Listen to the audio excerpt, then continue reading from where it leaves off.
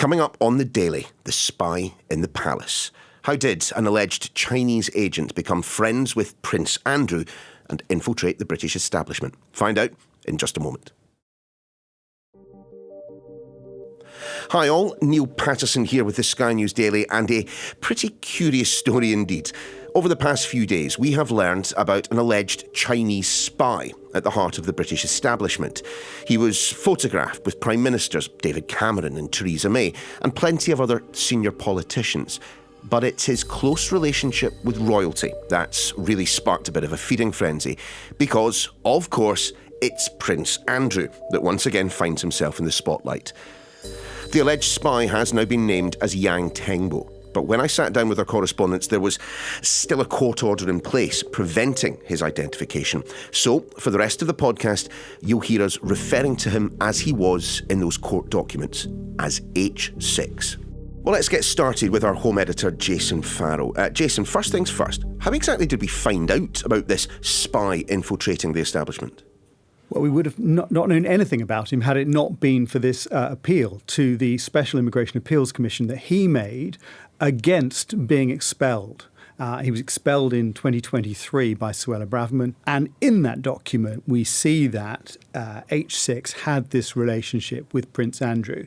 And that relationship was right at the centre of why he had been expelled, because it showed that he had influence in high places.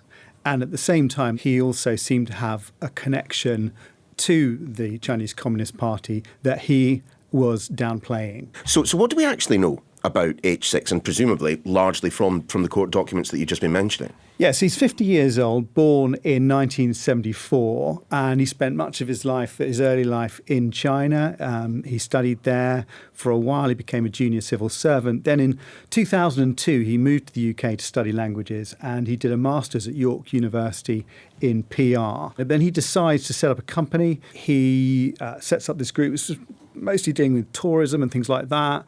Then it kind of emerges into a kind of consultancy company. And in May 2013, he's granted indefinite leave to remain. So it's practically citizenship. He describes the UK as his second home, and he talks about, wanting to create a partnership between the Chinese and the British. We see in these photographs, he's with Prince Andrew. He's invited to Prince Andrew's birthday party in 2020.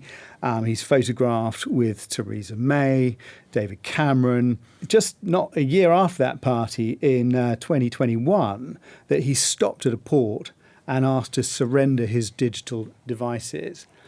And it's what's on those devices really that starts to form a picture that is at odds with what he is telling the authorities. So they believe him to be associated with the United Front Work Department, which is an arm of the Communist Party in China to try to exert influence in other countries. Mm-hmm. And he downplays that when he talks to officials, but it's clear from what's on his phone and what's on his digital devices that he does have quite strong connections with them. Do we know what he was up to? Is it just a simple matter of being in a room with important people? He says, well, I wasn't up to anything. I was simply trying to broker relationships between businesses. And obviously, businessmen have some relationship with the Communist Party. It's not possible not to. But the Home Secretary, in her letter to him when she dismisses him, says that he was not deemed to be conducive to the public good on the grounds of national security.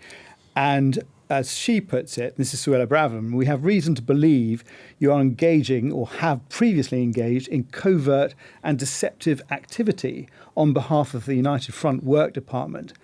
And the point is that, as she puts it, they have a remit to engage in political interference in targeting the UK's democratic process. So what is the point of all of this for China? I'm sorry if I'm being daft here, but of course, we exert influence, don't we? We do it through our system of embassies. What's different to our diplomatic corps, to the, what's it called, the United Front Work Department? I think it is that kind of disruption to our democracy, to our way of life, to our values, those kind of things. But I think, you do have to accept as well that there are lots of Chinese businessmen working in the UK here for perfectly legitimate reasons. And we export £34 billion of goods to China, and China exports £92 billion of trade to us. So, we have legitimate trade. We have high-level businessmen who no doubt have high-level conversations with individuals. So when they're making these assessments, I think it really does come down to, was he being consistent in what he was saying and what's actually referred to on his phone? And they concluded that actually he was being deceptive. Clearly, security services had their eye on him for some time. We know that there was a gap of 2 years between his phone being looked at and him being sent out of the country. Do we know why there was this lengthy gap? Yeah, I spoke to one person at the palace trying to find out, what point did Prince Andrew know about this? Was he told in 2021 or was he told in 2023? And they haven't revealed that. But I think it's important. It was what they found on the phone from Dominic Hampshire, the advisor to the Duke, saying, that he sat at the very top of the tree that many people would like to be in, suggesting to this guy he really did have strong influences, and he was, outside of the Duke's most closest internal confidence, he was right there among them. So basically saying, this guy's got an awful lot of influence. He's kind of representing the Duke in China. And you would think at that stage, the Duke at least would have been told, look, stay away from this guy. We've got concerns about him. But we do not know the answer to that question at this stage. And we have to assume H6 is not the only operative that will be based in this country doing this sort of work. We've had a succession of parliamentarians today suggesting that he might even be just the tip of the iceberg. Yeah, tip of the iceberg is the phrase that's being used. And I think that has been a concern from politicians like Tom Tugendhat who've come out with concerns about this. He and Duncan Smith saying the same thing. Should we be in any way concerned about this? I mean, Prince Andrew is one person. Of course, this individual has been photographed, as you mentioned, with prime ministers. But, prime ministers do go into an awful lot of cocktail parties. They do get photographed with an awful lot of people. Is there any evidence that we have suffered as a nation as a result of H6's proximity to the levers of power? I think we don't want to be too alarmist about this, because one was like a Chinese embassy event that he happened to be at. Another one was like a business event at number 10, I believe. But then he did meet someone at number 10 who he then went on to help with stuff in China. So on the one hand, he probably doesn't have like David Cameron's phone number or, Theresa May up his sleeve to do something for him. But on the other hand, if he's going to those kind of functions and meeting British businessmen or British influencers, it's an access into them. So I think that's the bigger concern, rather than he's, got a seat at the table of the cabinet. But clearly, China is spying on us. China has used its cyber capabilities to attack us. So is it entirely advisable for this government, under Sir Keir Starmer, to be looking at closer ties with China, a softening, a thawing of the relationship between the two countries, while all this stuff is going on? Yeah, I mean, obviously President Xi has come to the UK before. He's been to the palace, he's been down the pub and had a pint, and we do kind of play this game of good relations with China to an extent. As Keir Starmer says, we've got to have a relationship with them over trade and over things like climate change. And he's the first person to meet President Xi since Theresa May 6 years ago. But it did look like the government was going down the road of forming closer relationships, and this is no doubt a setback to that. Thank you, Jason. We're going to be back in just a moment with our royal correspondent asking, why does Prince Andrew keep making headlines for all the wrong reasons?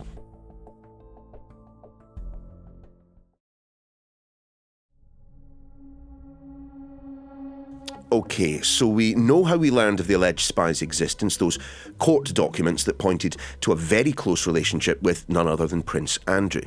And as Jason told us, much was made at H6's immigration appeal about his relationship with the Duke of York and the access to the establishment that such an association afforded him. Rhiannon Mills is our royal correspondent. Rhiannon, just explain the links as we understand them between the Duke of York and this shadowy figure known as H6. So the interest in this really kind of erupted at the end of last week. And basically, H6 has been described as a close confidant of Prince Andrew, H6, who was barred from entering the UK over national security risks. Now, H6, as we describe him, was invited to the Duke's birthday party in 2020 and at the time was told by Prince Andrew's aide, Dominic Hampshire, that he could help in potential dealings with Chinese investors. Now, in the court case that's been rumbling on, a judge actually ruled that the Chinese businessman had an unusual degree of trust from the royal. Now, what was surprising on Friday was we actually heard from the Duke of York's spokesperson, who said that he had ceased all contact with the businessman. He said that the Duke of York followed advice from the government and ceased all contact with the individual after concerns were raised. The Duke met the individual through official channels with nothing of a sensitive nature ever discussed. He is unable to comment further on matters relating to national security. Rhiannon, how on earth does Prince Andrew seemingly constantly find himself in sticky situations like this? I mean, do we know where the relationship started with H6? You have to remember that Prince Andrew was a UK trade envoy between 2001 and 2011. That seems like a very long time ago, and an awful lot has happened since then.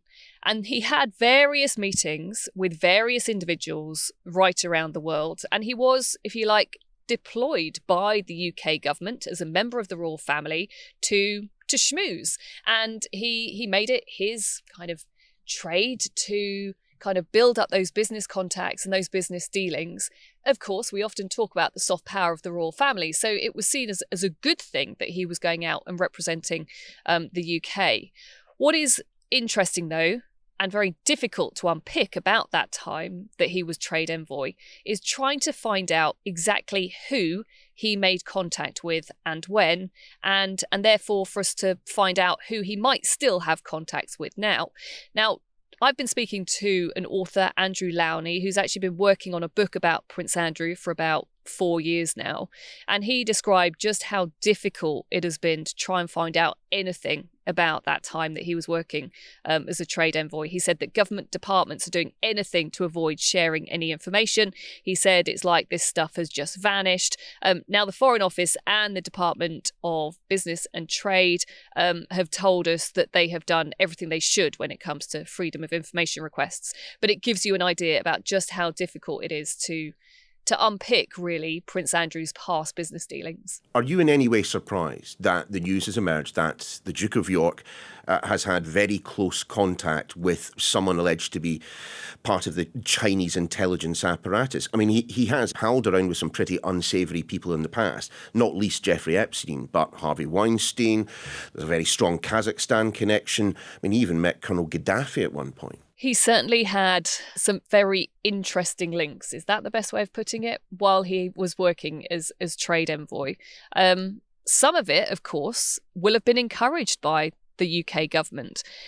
We'll often talk about members of the royal family, and when you have slightly controversial state visits, actually, it's on behalf of the Foreign Office, it's on behalf of the government who decide who are our priorities around the world and who should we be kind of securing those foundations of friendship with. But certainly over the years, there have been questions about Prince Andrew's judgment, and that was brought into the sharpest focus, of course, when it came to everything with Jeffrey Epstein. And I think that is the problem for him now, is that despite the fact that we are talking about other members of the establishment meeting up with this alleged Chinese spy, Prince Andrew is the name that continues to stand out, and I think kind of stokes this huge amount of interest in this specific case. Has the palace commented on all of this, Rhiannon? I mean, I'm wondering if it is indeed an issue even for the palace, given that he is no longer a working royal. They haven't commented, and their line is very much, he is no longer a working royal. And that is a line that they've stuck to right throughout this year, where people have been asking questions about Prince Andrew's finances. So no, the palace publicly very much distancing themselves from him saying, look, he now has his own team who are dealing with him. Behind the scenes, though, from a family perspective, that's a little bit different. There has been so much scandal around him and the shame that he has brought on the royal family. So this year has felt a little bit quieter. But yeah, Christmas is traditionally the one time of the year where we do tend to see him publicly with the rest of the family. And I think it always reinforces in our minds that he's not entirely been kind of cast out into the cold when it comes to his blood relations. He still is involved privately in those family moments, but still publicly, he is told you are not to attend. You cannot attend public engagements. Rhiannon, thanks very much indeed. Well, since H6 was named publicly as Yang Tengbo, he has released a statement denying being a foreign agent. Mr. Yang saying this: "I have done nothing wrong or unlawful, and the concerns raised by the Home Office against me are ill-founded. The widespread description of me as a spy is entirely untrue." And just as we were about to finish recording this episode, we learnt that Prince Andrew will not now be joining the royal family at Sandringham this Christmas. That's your lot for this edition of The Daily. We're back again tomorrow.